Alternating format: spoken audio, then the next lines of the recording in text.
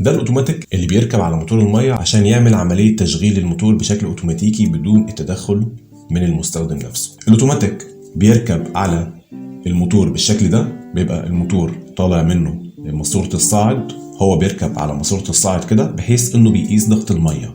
فلو ضغط الميه شديد بيفصل الكهرباء، لو ضغط الميه قليل بيوصل الكهرباء للموتور.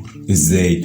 انا معايا هنا 4 اطراف، دي الروزيتا بتاعته. الروزيتا دي عباره عن 4 اطراف، كل طرفين مع بعض بيوصلوا ببعض بحيث ان هم يبقوا طرف، بحيث ان انا بدخل كهرباء رئيسي هنا وهنا، وبدخل الطرفين اللي رايحين على الموتور هنا، ادي واحد وادي واحد. وممكن يبقى هم دول الكهرباء، الاثنين الاحمر دول، والاثنين الابيض دول هم الموتور. وممكن يبقى الاثنين الكهرباء اللي بره والاثنين الموتور اللي جوه، او العكس، الاثنين الكهرباء اللي جوه والاثنين الموتور اللي بره. انا بقول الكلام ده ليه؟ لان اغلب الناس حافظه كده، حافظه ان دول اللي بره هم الكهرباء واللي جوه هو الموتور، لانه مكتوب هنا على الروزيتا بس هي مش باينه، مكتوب هنا لاين، يعني الشركه اللي مصنعه الاوتوماتيك كاتبه على الاطراف هنا 2 لاين يعني 2 كهرباء، وفي الداخل كاتبه لود يعني 2 حمل. تمام، هو كلام جميل، بس الافضل ان احنا نكون فاهمين مش حافظين. يعني ما احفظش ان دول 2 كهرباء و2 موتور وخلاص. انا خلاص عرفت انه ده بيوصل مع بعض بيبقى طرف واحد، وده بيوصل مع بعض بيبقى طرف واحد. يبقى انا وظيفتي ان انا احط هنا كهرباء وموتور، واحط هنا كهرباء وموتور، وكده كده اثناء توصيل الكهرباء الاطراف بتوصل ببعضها، واثناء فصل الكهرباء الاطراف بتفصل عن بعضها. وهي دي فايده الاوتوماتيك فقط، انه يفصل الكهرباء ويوصلها للموتور. الاوتوماتيك بيشتغل ازاي؟ لما بيركب على ماسوره الصاعد، شايف فيه هنا ثقب صغير اهو، الثقب الصغير ده الميه بتضغط فيه، بتنضغط الميه بتبقى موجوده هنا، بتضغط على جلده هنا. الجلده دي في بليت وراها، البليت ده بيضغط لما الميه بتضغط عليه، البليت ده بيضغط على البليت التاني ده. شايف البليت ده؟ شوف البليت لما هيتحرك هينضغط لجوه، ايه اللي هيحصل؟ بيتحرك اهو. بص على الروزيتا، فصلت، رفعت الاطراف عن بعضها. لو مثلا الميه ضغطها خف، البليت هيرجع. شوف ايه اللي هيحصل؟ الروزيتا عملت وصل للاطراف مع بعضها. شايف الروزيتا دي في 2 نحاستين فوق هنا اهو، وفي هنا 2 نحاستين.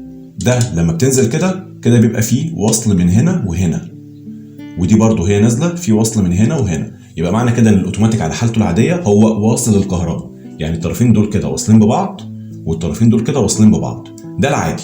تمام. لما يبقى فيه ميه بقى وفيه ضغط، البليت ده بيتحرك لورا. شيء اسمع الصوت تاني كده، النحاسات رفعت فعملت فصل للكهرباء او فصل للاطراف عن بعضها. يبقى لما بيبقى فيه ضغط ميه جامد، الاوتوماتيك بيفهم انه الحنفيات مقفوله، فده بتترفع. هو مش بيفهم، هي العمليه ميكانيكيه تماما على فكره. لما دي بتترفع بتفصل الكهرباء عن بعضها، يبقى انا بوقف عمل الموتور. لما المستخدم بيفتح الحنفيه، الضغط هنا بيخف. الضغط هنا لما بيخف، البليت ده بيرجع لورا كده، بيبقى فيه وصل لاطراف الكهرباء زي ما قلنا. طيب المستخدم لما يقفل الحنفيه، الموتور وهو شغال بيضغط ميه، والحنفيات المسار مقفول، فالميه اللي بتضغط دي بتضغط على الجلده بتضغط على البليت الداخلي بيضغط على البليت اللي ورا اليايات دي، يضغط عليها كده، تقوم النحاسات ترفع، تعمل عمليه فصل الكهرباء. اليايات دي زي ما انت شايف البليت بيزقها وترجع، بيزقها هي. فالياي ده لو انا مزود الضغط هنا بالصاموله دي، بص الصاموله دي كده، لو انا مزود الضغط هيبقى هنا انا هحتاج ضغط ميه شديد جدا علشان اقدر ازق البليت، وبالتالي عمليه فصل الكهرباء. يبقى انا هنا بتحكم في ضغط الميه اللي بيفصل عنده الاوتوماتيك الكهرباء عن الموتور. كل ما ازود كل ما بحتاج ضغط ميه هنا كبير علشان يبدا يفصل الكهرباء. وده طبعا انا بتحكم فيه على حسب الدور اللي انا عايز ارفع فيه الميه. فلو الدور عالي مثلا فانا بحتاج ازود الضغط شويه. يبقى انا كده بقول للاوتوماتيك ما تفصلش الكهرباء عن الموتور الا لما الضغط هنا يزيد شويه، يعني يخلي رفع الميه لمده اطول او لمسافه اكبر. طيب هنا الصامولتين دول الناس بيتكلموا عليهم ان في واحده لقوه الضغط وفي واحده لوقت الضغط. يعني ايه وقت الضغط؟ يعني مثلا يقول لك انت في الدور الثامن الميه مجرد ما بتطلع لك بتضغط وتطلع لك، بيبقى ليها وقت معين لحد ما الضغط يزيد هنا وبعدين يفصل الموتور. فهو هنا بيقول لك ايه، لو زودت الصاموله دي انت بتزود الوقت اللي بيحتاجه الاوتوماتيك علشان يفصل الكهرباء عن الموتور. هو كلام جميل بس هو ملوش، يعني في وجهه نظري ملوش اساس علمي، لان العمليه دي كلها ميكانيكيه، هي ما فيهاش الكترونيه ولا حاجه. وهو الموضوع ان بليت بيزق اهو اليايات، الياي ده والياي ده الاثنين مع بعض، بس هي تقريبا بالتجربه وجد ان ده بيتحكم في ضغط الميه، وده لما بتزود عليه هو برضه بيعمل نفس وظيفه ده، ان هو بيضغط على البليت، بيزود الضغط على البليت، ولكن ممكن يكون هو بيزود الوقت، بيخلي ان الوقت اللي انا محتاجه علشان البليت ده يرجع تاني لمكانه كده ويفصل الكهرباء بيحتاج وقت، ممكن يكون بيتحكم هو في الوقت بيزوده او يقلله. ده وجد بالتجربه، ولكنه في اصل العمليه هو ياي زيه زي ده، ولكن ده بيضغط في النص، ده بيضغط على الطرف، فده ممكن يكون بيتحكم في الضغط اكتر، الضغط عليه اسهل، فبسهوله البليت بيقدر يقاوم الياي ده. لكن الياي الصغير ده البليت بيبقى بيقاومه بصعوبه لانه على الطرف، فلما بيقاومه بصعوبه ده بيتحكم في الوقت اكتر. طيب قبل ما نفك الاوتوماتيك ده خلينا كده نشوف بيان عملي للعمل بتاعه. فلو جبنا لمبه وهي بتمثل الحمل لكن هو ده الموتور، لو جبنا طرفين الكهرباء الرئيسي دول ال 220 فولت، تمام، زي ما قلنا دول طرف الروزيتا، دول طرف ودول طرف، فانا هحط اللمبه هنا مثلا في الطرف ده ومعاها كهرباء رئيسي هنا، طرف من الكهرباء الرئيسي هنا، وطرف من اللمبه هحطه هنا ومعاها طرف من الكهرباء الرئيسي هنا.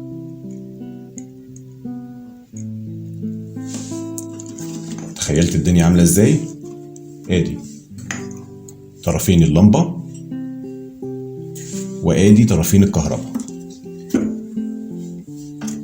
المفروض ايه بقى؟ المفروض كده